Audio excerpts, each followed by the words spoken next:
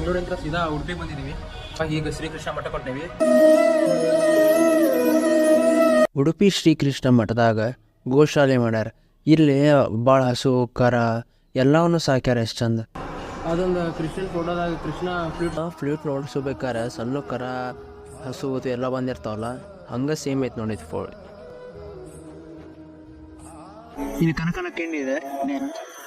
ಕನಕನ ಕಿಂಡಿ ಇಷ್ಟ ಏನಂತಂದ್ರೆ, ಪುರಾಣದ ಪ್ರಕಾರ ಕನಕದಾಸರ ಕೀರ್ ಜಾತಿಯವರಾಗಿದ್ದರಿಂದ ಅವ್ರಿಗೆ ಇದು ಗುಡಿ ಒಳಗೆ ಪ್ರವೇಶ ಇದ್ದಿದ್ದಿಲ್ಲ. ಅದ್ರ ಸಂಬಂಧ ಅವ್ರ ದೇವಸ್ಥಾನದಿಂದ ಒಂದು ಸಣ್ಣ ಗೋಡೆ ಬೆರಕಿತ್ತು. ಆ ಗೋಡೆ ಬೆರಕಿನಿಂದ ದರ್ಶನ ಮಾಡಿದ್ರು ಕೃಷ್ಣಂದ. ಅವಾಗ ಅದು ದೇವರ ಕನಕದಾಸರವರ ಭಕ್ತಿಯನ್ನು ಮೆಚ್ಚಿ ಆಮೇಲೆ ಅವ್ರಿಗೆ ದರ್ಶನ ನೀಡಿದ್ರು. ಶ್ರೀಕೃಷ್ಣನ ಮಠ ಆಯ್ತಾ. ಮಠದೊಳಗೆ ನೀವು ನೇರವಾಗಿ ಶ್ರೀಕೃಷ್ಣನ ನೋಡೋಕೆ ಆಗಂಗಿಲ್ಲ. ಯಾಕಂದ್ರೆ ಇಲ್ಲಿ ನವಗ್ರಹ ಕಿಂಡಿ ಅದಾವ, 9 ಕಿಂಡಿ ಅದಾವ. ಕಿಂಡಿ ಒಳಗಿಂದ ನೀವು ನೋಡ್ಬೇಕು ಶ್ರೀಕೃಷ್ಣನ.